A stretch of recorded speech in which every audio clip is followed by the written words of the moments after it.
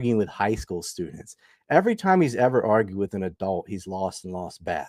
He lost really bad. I think it was Neil Ferguson in the UK, that the guy, he just hit the wall there. He lost an argument to Tucker Carlson too. It's just, they just fast talk little kids.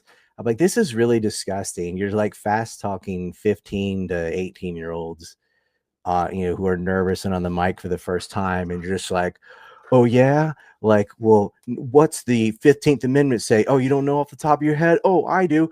Boom. Ooh, victory dance. Beep, beep, beep. Shut up, dude.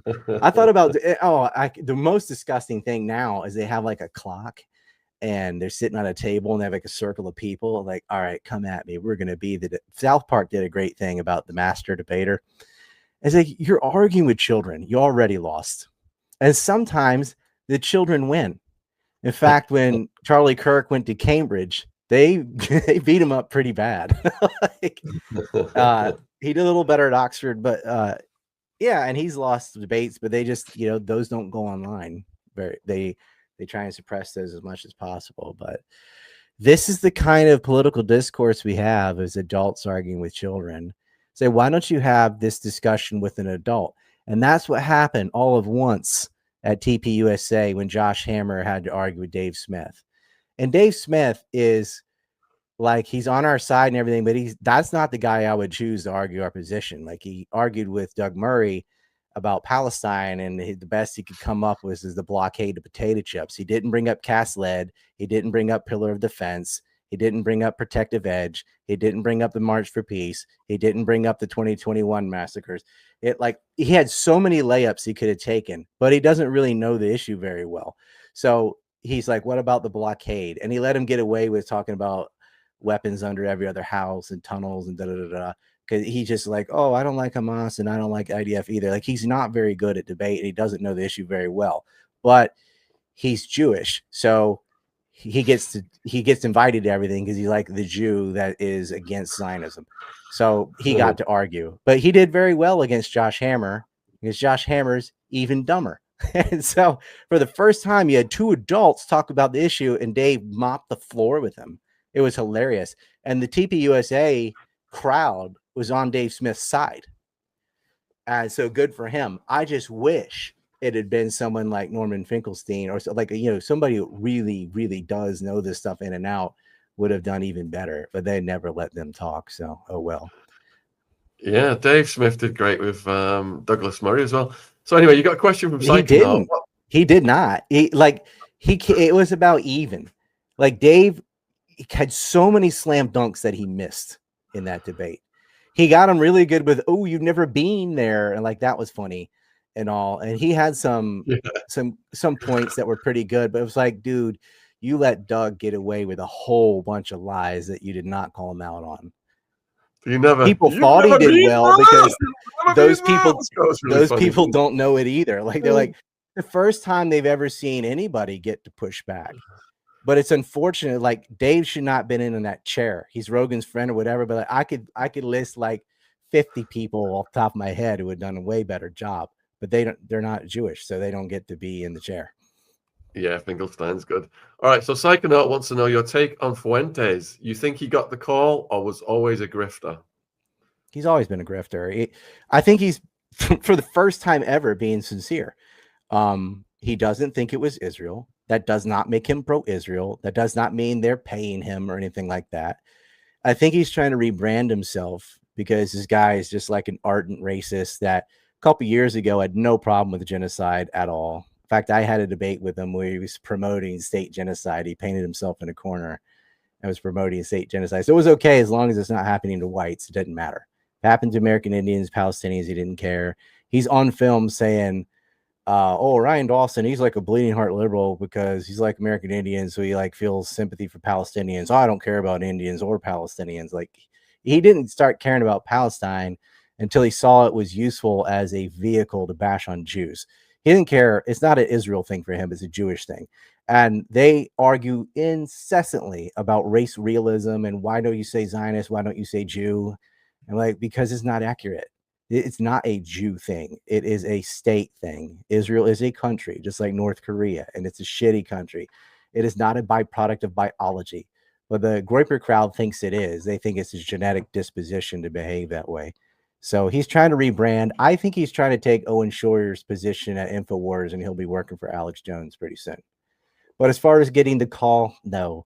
He's probably an FBI informant because he is on film at January 6th telling people to go in the building and stuff. And Baked Alaska was there with him. Baked Alaska already admitted he did it to stay out of jail. And you think, like, would Fuentes turn on Proud Boys and Ram and stuff to save his own ass? Yes, absolutely. He's got no principles. He will throw his best friend under the bus if it saves his own ass. So that guy is a total narcissistic ass clown who is a ardent racist the majority of his life, who's trying to rebrand himself and act like, oh no, that's just false things they say, because they call everybody anti-Semitic. I get called that. Everybody gets called that. Like, but in his case, it was true for once. And so he's trying to act, he's trying to weasel his way in and be like, oh yeah, I was just falsely accused like everyone else. They banned all my stuff. And he lies to people. He says he's on a no-fly list. He is not. He got thrown off a plane because he was getting uppity with the stewardess. He acts like his banks were canceled. That's not true. They said he froze his money. They temporarily froze $250,000 Bitcoin that he eventually did get and did get to have. So like half the crap he says about himself isn't true. He's just a fucking grifting perpetual liar, and he attacks other people on the right. He's burned every bridge ever. Everybody's associates with, he turns on him at some point. I'm like, why are you constantly attacking conservatives and constantly attacking other people who can't stand Israel? It doesn't make sense. So Stop Shadow is saying that there's a connection. Ackman paying the shooter's father $1 million for turning the shooter into his conflict of interest. But let me show you what Ackman has said about this. So Ackman has said, because that doesn't sound correct. Let's see, is that on the screen? Yeah, it is. A number of people have reached out or posted expressing concern that Tyler Robinson's father may collect 1.2 million reward for turning in his son, which inspires a few thoughts. First, in order for rewards to be effective in finding criminals, the rewards need to be paid even if the recipient is a crook, or worse. That said, in this case, if Tyler's father is found to have been involved, otherwise acted negligently in contributing to Charlie's death, civil litigation or criminal prosecution will reverse any unjust compensation. I've also seen reports that suggest Tyler's family intends to waive its right to any reward. So yes, we will pay the reward if it is earned to whomever the FBI indicates provided the information that led to Tyler's arrest. I always keep my word. So he's put up the reward, and it might possibly go to Tyler's family. Is that what he's saying? Tyler's family turned him in before Bill Ackman made a reward, and they already said no to the $100,000 reward from the FBI that was put out immediately. So like they turned in their own son. And so he already rejected $100,000 and didn't even know about the $1 million. And he's probably going to reject the $1 million as well, because it was, he feels like it's kind of his fault. He raised him as his son. His son shot somebody. He's disassociated from him completely. His dad didn't turn him in for the reward. His dad turned him in because he did it. When he saw the photos of his son, they called him, and his son wasn't answering. And the mother called him, and he was like, oh, I'm sick. I'm at my house. The interesting thing that kind of got brushed under the rug is all the out-of-state license plate cars that were visiting him. Who was that? Why do they know all these people? Is this Antifa network, or are these spooks, or what? Is this the FBI COINTELPRO? That's worth looking at. Those are questions worth asking. But to act like, oh, he's just a patsy and his father did it for the reward and rah, rah, rah, rah. Like, you guys were trying, they want to believe anything other than what they're told. They're like, if they're shot from the front with a guy on the roof, then they're like, no, maybe it was this dude with this super small handheld weapon. Maybe it was behind with a smaller caliber, blah, blah, blah. They just don't want to believe the authorities. And I understand why, because they constantly lie about everything else. So everybody's gaslit, and they just don't believe anything that is said by the FBI or, especially Kash Patel and these people that are covering up for Epstein. I understand that. I fully get why you wouldn't trust them. But if you have understanding, you don't need trust. I don't think the footage of him getting shot is fake. Like, he was shot in the neck, blood flying out of his neck. It matches everything physically with a shot from the front from 30-06 at that distance. The sound matches, the caliber size matches, it all matches. The gun is correct. So if you want to start adding stuff, it's like you can start adding things. You start adding a second, third person and a diversion guy and hand signal people, which are actually his own security that are all his other events and do the same signals all the time. You can start adding things. And what happens is it takes like a minute or two to debunk each point, and they just move the goalposts 100 times. And it's just like the 9/11 kook movement. You have to spend hours debunking each thing that they say they think, and it's not something they think. It's a video they saw on Twitter, and then they go around and go, you know what I think it skipped off his body armor. Remember, he wasn't wearing body armor. Oh, you know what I think that was an earpiece. Like, no, that's his cross necklace flying off his head. Oh, you know what I think it's a rear entry wound below his ear. Like, nope, we have video from behind, there's no entry wound on the back and no blood.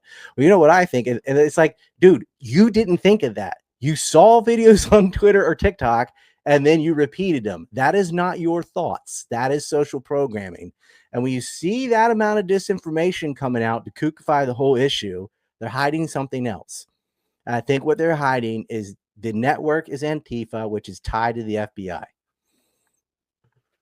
So you get asked whether has the FBI announced that the investigation is over? No, they haven't. Not that I know of. Because they're still trying to get co-conspirators, aren't they? They're trying to get co-conspirators. And so what we need is an autopsy report. I would like to find the bullet or the bullet fragments that, because his wife is Catholic and they're morbid and have open casket funerals, she had the body flown to her, and which they have the right to do. I mean, they're mourning and they like to look at the corpse because I don't know, that's what they do. And she made this weird video of her holding his dead hand and stuff. I'm like, why isn't this a private moment? Like, are you really going to film his dead body to get some more donations or whatever? I just don't get it, man. Like, let him rest in peace.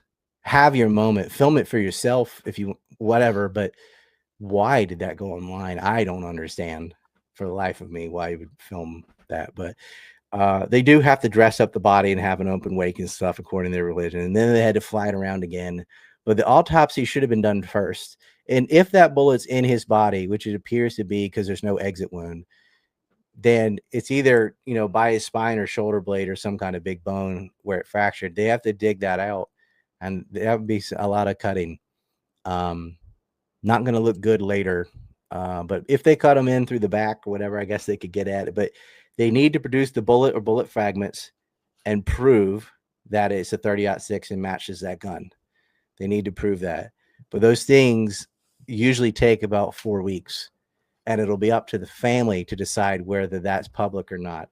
I hope they will say, yes, the public can see this, to put to rest these ideas of all these other types of guns and bullets and things, because the alternative theories are never going to end. And the reason, and they did this to themselves. Like, even when they tell the truth, no one will ever believe them because they lied about Corona. You know what that is. They lied about all the wars. They lie about everything. Cash Patel, they're lying about Epstein constantly. So why would you believe them on this? I'm like, yeah, you don't have to. But what has been said makes sense, fits with the evidence so far. And it was predictable. Like, my first thought is, oh, some trainee on the roof. And I end up, a guy dating a trainee on the roof. There is a picture of him with a pink wig and some other stuff, but that's just cross-dressing. That's not transitioning. There is a difference. But, hey, fascists catch. In their mind, they think they're fighting Hitler. Like, that's how they thought.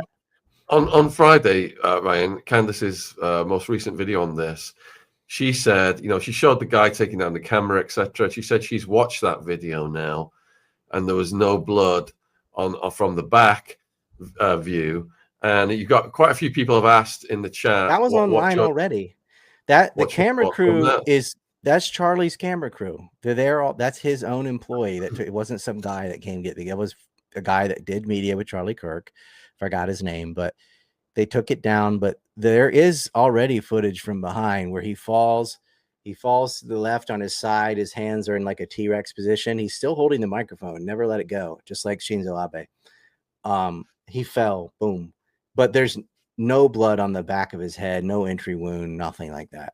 because people are like, he's hit from behind and they think the neck is an exit wound. I'm like, okay, cool theory. What is your evidence? They're like, well, this window looks like it has a flash. Like, you don't think that's a camera flash? Like, they weren't really, like, no one would hear that. Oh, you're going to have a shooter shoot him from behind when there's thousands of people in front of him looking that direction with cameras that direction, and you're going to put your shooter like across from everybody looking at you and taking pictures.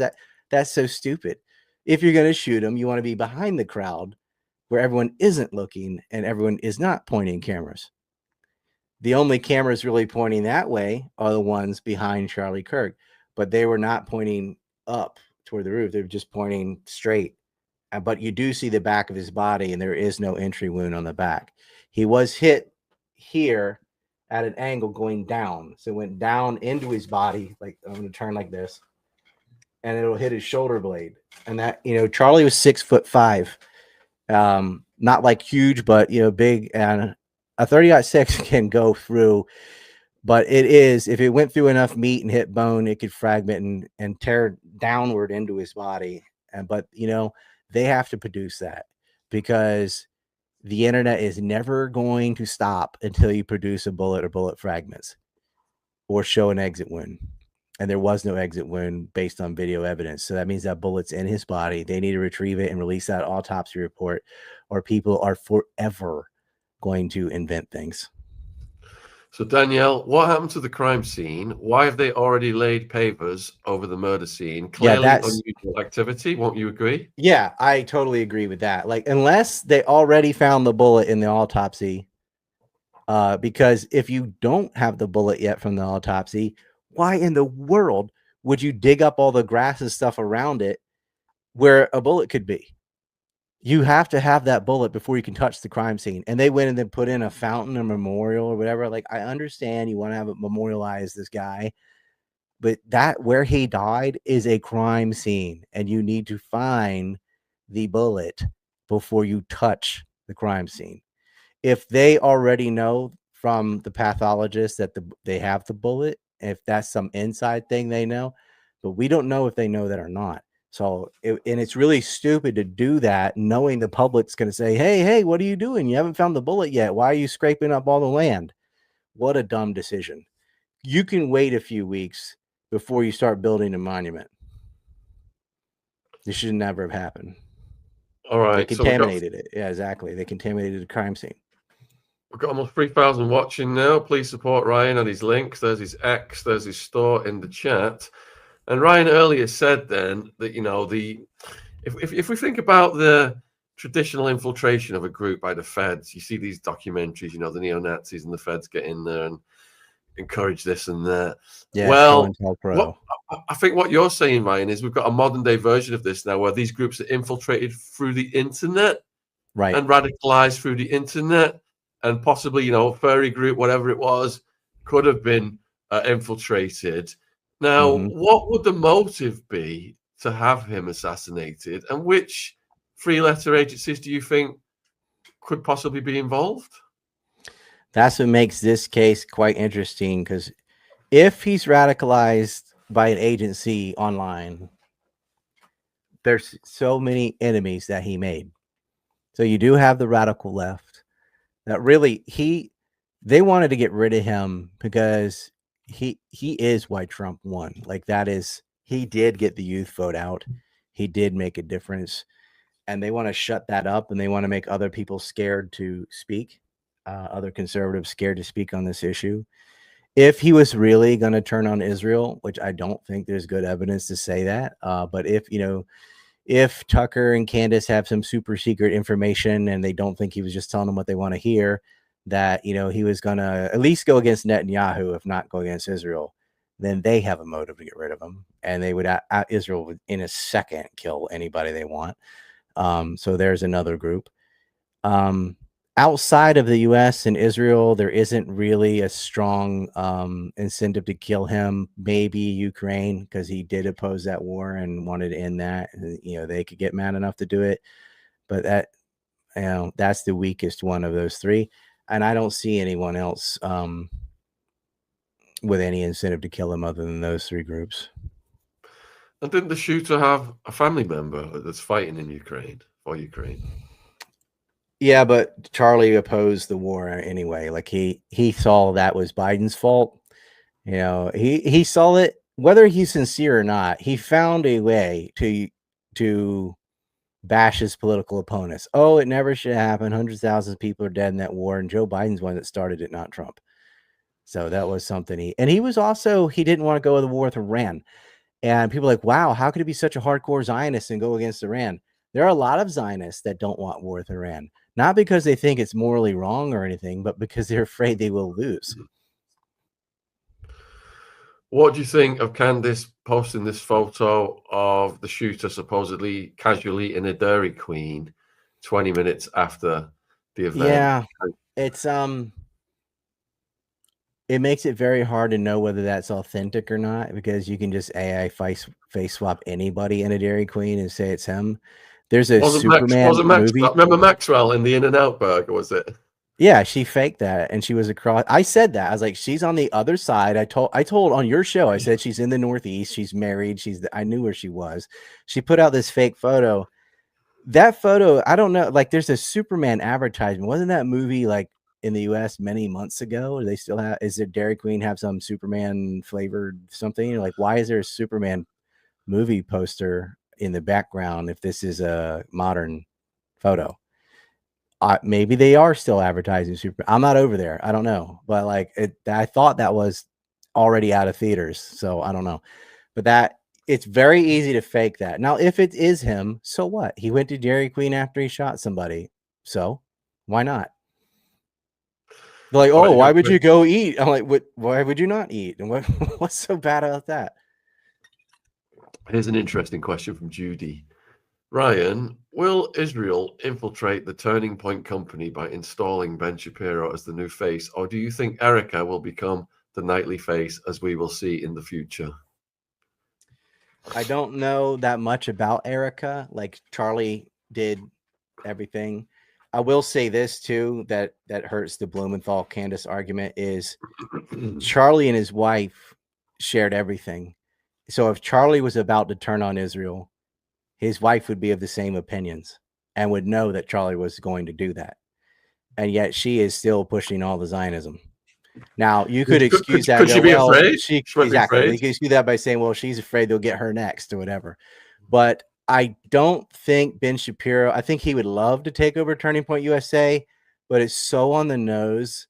It's like everyone would reject that. If Ben slid in and said, oh, TP USA was promised to me 3,000 years ago, or whatever, and he takes over the show, no one's going to watch it. They were like, you guys killed him and replaced him with Ben Shapiro. The problem is that there wasn't a lot of depth on TP USA. Like, Charlie was the brand. He's not, no one can fill his shoes. So, and Ben already has the Daily Wire. Now, they did do a show. It was like Michael Knowles, who's a simp, Matt Walsh, who just like argues what a woman is, Beneside Shapiro, Jordan Peterson wasn't there, but they had an empty chair for Charlie Kirk. They are trying to hijack his audience. But the Zionists already had TP USA. I know they like all these saying he's secret message and he was about to turn on him and stuff, but based on what he actually said and did, and his most recent interviews with Megyn Kelly and Ben Shapiro were pro-Zionist. So you can act like, well, maybe he was about to turn on him, but not according to anything he said or actually did. I mean, maybe way down the future. And they were mad at him for the Dave Smith thing and the Tucker thing, but when he invited Tucker, Tucker had not said anything anti-Israel until then. So he had no indication that Tucker was going to act like that. Tucker had always been, why I don't want to pay for it, that kind of stuff. But he had never gone like, even when he had that long interview with Daryl Cooper about Epstein, he's like, it could be an intelligence. I don't know which one. I don't know. Like, yes, you do. I hate that fake, naive stuff. I like Tucker, but he always does this, acts like he does it like, dude, yes, you do. I know you know. And so, yeah, he pulled one on him. But they said they're going to have Marjorie Taylor Greene come in December, and she's pretty anti-Israel now. But I think their plan was to get these people in debates and try and get them to lose. We'll never know. But, it's such a risk to do that in front of a crowd at a school and all like that. Like if the Mossad just wanted to shut him up, he could just have a car accident or whatever. Like to shoot him in front of everyone and stuff, that is the kind of activity done by a nihilistic, narcissistic, weird, it fits the profile of mass shooters. So again, they could radicalize a group online that's soaking the FBI, and it's really them. It's either the feds or the Israelis. I don't think Trump's feds would want to kill Charlie Kirk when he was a total Donald Trump kiss ass. Trump loved him. He did not want him gone. The Israelis would not want him gone unless it is true that he's about to turn on him. But what makes the most sense of all those theories is trannies killed him because they think they're fighting fascists. So there's an even bigger entity getting taken over, and that's TikTok. Have you looked at the investors who are taking over TikTok? And is that going to change the narrative of what TikTok can put out? TikTok investors. Is Ackman in it? It's equivalent. It's all the usual suspects. And we knew it. And David Horowitz suggested this. And Ted Cruz said the quiet part out loud too. He's like, it's not about the Chinese or any of that. It was always about, anti-Israeli propaganda, meaning telling the truth. That's what that means. And they needed to shut it down. They control all the other social media. And they're like, the youth has turned against Israel because there's all these people showing what they're doing in Gaza and Lebanon and so on TikTok. And now the American branch of TikTok is completely censored. There's this young kid, I think his name was Your Favorite Guy, all one word. Y'all can try and find him if you want. I don't know his name, but that was his tag. And he'd make, truthful videos about Israel. He only looks to be like 20 or something. I don't know. He said on September 13th, all his anti-Israel videos just gone. And so he's moved to Substack. And I imagine that's the case down the board of all these U.S. TikTokers that used to tell the truth about Gaza, West Bank, Yemen, whatever that, Israeli crime is involved in. They've all been purged. Now, there's no rule in the new TikTok saying you're not allowed to criticize Israel, but it's the unspoken rule, kind of like YouTube and Instagram and everything else. If you criticize Israel in an effective way, you are going to lose your channel. And so all these TikTokers that lived in the U.S. are now unable to talk about that issue because Jewish billionaires bought up TikTok, and the first thing they did is censor it. So it was, kosher pro-Zionist propaganda, just like all the other social media. Fortunately, though, Asia TikTok is not owned by them. So me living in South Korea, I can still say what I want. And but it's unless you speak Korean or Japanese or something, it doesn't matter. But there are still hundreds of millions of people who are able to see videos. And of course, I wonder if you'd almost have to get a phone outside the US, but if you could, then you could get the other TikTok and make your videos that way. It sucks. I don't even think you can VPN your way around it. Like your phone number is tied to your where you bought it or whatever, and they're only going to get the American TikTok. And we all saw that coming. We're like, they're going to buy TikTok and they're going to censor it for Israel, and that's exactly what happened. And on that day, they didn't release Epstein files. They buy out and sanitize TikTok for ZOM, Zionist occupied media. They sent another 650 million to Israel, and now they're thinking about another 6 billion with a B for Israel. Disgusting. And Marco Rubio goes on his little trip to the tunnel under Al-Aqsa Mosque, or the Dome of the Rock, with 250 state legislators, not even federal. They call it 50 states, 1 Israel. However, 12 states didn't send anybody. So I'm proud North Carolina didn't. Surprisingly, New York didn't send anybody. But other states, the worst culprits, this is off the top of my head, but Florida sent 5, Virginia sent 5, Idaho sent 5. So per capita, they were the worst. Missouri 5, or no, Virginia was 4, but that's still a lot. California 5, so on. But Wyoming, Wisconsin, North Carolina, New York, there's 12. It's on my Substack, but they didn't send anybody, so it was not all 50 states, but it was a lot of them.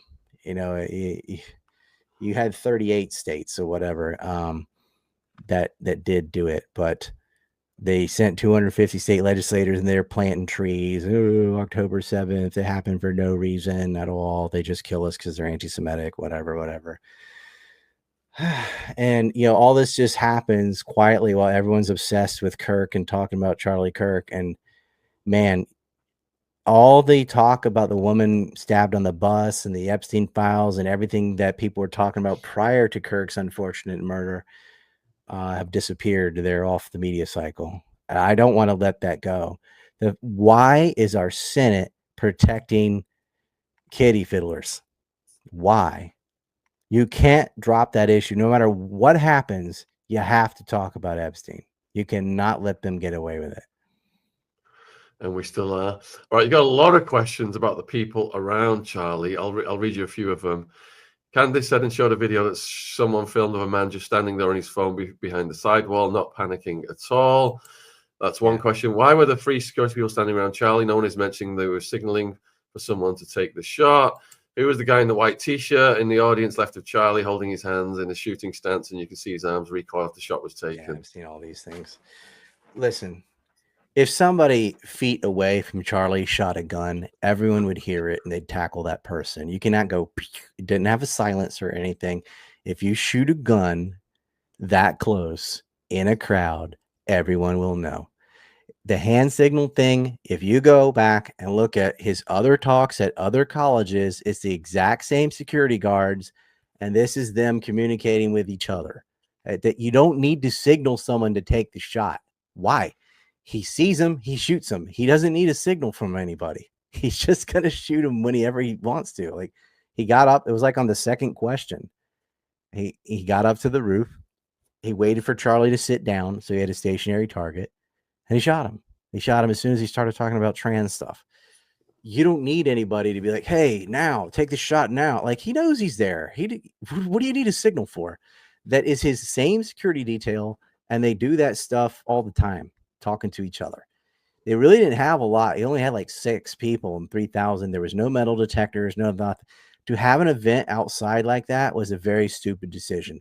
You know how hated he is. You know how crazy these people are. You didn't have enough police. You didn't have metal detectors. You didn't have it indoors. You couldn't control who came in and out. You didn't scan the roofs, obviously. Like, one drone could have done that. Check for F on the roof.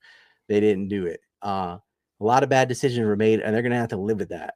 The guy behind him with the camera, whatever, like, people are like, oh, did he shoots him like this? Like, dude, if you shot, think about it. If you're right next to Charlie and you shoot him and everyone's looking at Charlie, they're going to see you do it. And they're going to hear the gun. Duh. And none of that. The gun is from behind them because that's who shot him. But the internet is just going to go through every theory about anybody who has a kind of grainy hand motion and is holding anything and say, well, they have guns that look like phones. Yes, they do. This is really stupid. Like, if you have to have the patsy in front of him with a particular caliber and stuff, then you're going to have to match that if you have some other guy shoot him. And why? If you have someone who will shoot them, you don't need another one. It's kind of ridiculous. The only one that has any merit is the guy, the old man, Zen, who's saying he did it, who didn't have a weapon on him and then got busted for kitty fiddling. That guy seems to be someone who hated Charlie Kirk, who, when he was shot, made a diversions to help the shooter get away. Now, was that a plan? Could have been. Or did he do that just because he hated Charlie and he was taking advantage of the moment? Also could be. They need to interrogate that guy and find out. He's in prison anyway. There were people in the crowd celebrating because a lot of people went there who hated him, who wanted to argue with him, and were happy that he got shot. These are sick people. I didn't like Charlie Kirk for his Zionism, but I can separate someone's political views from their humanity. I'm good friends with David Cole, and he's a Zionist, and I am not at all. But, you know, we can be friends about other stuff. Your politics is not who you are. It's just something you believe. And I adamantly disagree with Zionism, like almost more than anybody in the world. but I'm not going to justify shooting somebody over a political view. I mean, people have very strong views about abortion, but you don't just shoot people who believe you can have them. Like, you're killing babies. We're like, well, obviously they don't think they are killing babies. Like, you can disagree, but you don't just start murdering people over that. And people have. They've bombed abortion clinics and stuff. Like, well, now you're murdering someone. Like, but in their mind, like, well, I'm murdering someone that's murdering someone. Like, you got to address these things through dialogue. You cannot just start having tit for tat assassinations on the left and right because you don't know how to talk to each other. It's really, really disgusting. And I don't know why they have to invent all this extra stuff. Like, they had a motive. They got his prints. They got a guy, at least a guy on the roof with a gun. He has a confession letter. It's like, there's a lot of evidence. Like, it's Tyler there. You don't need another person. And then you still have to have, like, why would he be up there at all? And his own family turned him in. And now you're going to have eventually the pathologist is going to have to produce a bullet or something. You're going to have to get Charlie's own family to go along with it. And it's just way easier